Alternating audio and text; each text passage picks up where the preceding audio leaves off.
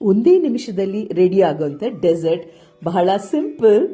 ಪ್ರತಿ ಕಪ್ಗೆ 1 ಆರಿಯೋ ಕುಕ್ಕಿ ಬಿಸ್ಕೆಟ್ ತಗೊಂಡು ಪುಡಿ ಮಾಡಿ ಅದಕ್ಕೆ 1 ಟೇಬಲ್ ಸ್ಪೂನ್ ಅಷ್ಟು ಹಾಲು ಹಾಕ್ತಾ ಇದ್ದೀನಿ. ಇಮ್ಮಿಡಿಯೇಟ್ ಆಗಿ ಅದು ಸಾಫ್ಟ್ ಆಗ್ಬಿಡತ್ತೆ. ಇದಕ್ಕೆ ಸಣ್ಣಕ್ಕೆ ಹೆಚ್ಚಿರುವಂತ ಬಾಳೆಹಣ್ಣು ಮತ್ತೆ 1 ಟೇಬಲ್ ಸ್ಪೂನ್ ಅಷ್ಟು ಬಾದಾಮ್ ಪೌಡರ್ ಹಾಕಿ ಒಂದೇ ನಿಮಿಷ ಮೈಕ್ರೋವೇವ್ ಅಲ್ಲಿ ಇಟ್ಟಾಗ, ನಾನಿದಕ್ಕೆ ಎಕ್ಸ್ಟ್ರಾ ಶುಗರ್ ಏನು ಆಡ್ ಮಾಡಿಲ್ಲ. ಬಿಸ್ಕೆಟ್ ಅಲ್ಲಿರೋ ಸಿಹಿಯಲ್ಲೇ ನಾವು ಮನೇಲಿ ಕೇಕ್ ಮಾಡ್ದಂಗ ಅನ್ಸುತ್ತೆ. ಸರಿ, ಮೈಕ್ರೋವೇವ್ ಇಲ್ಲ ಅಂದ್ರೆ ಏನ್ ಮಾಡೋದು? ಕುಕ್ಕರ್ ಅಲ್ಲಿ ಮಾಡಬಹುದು.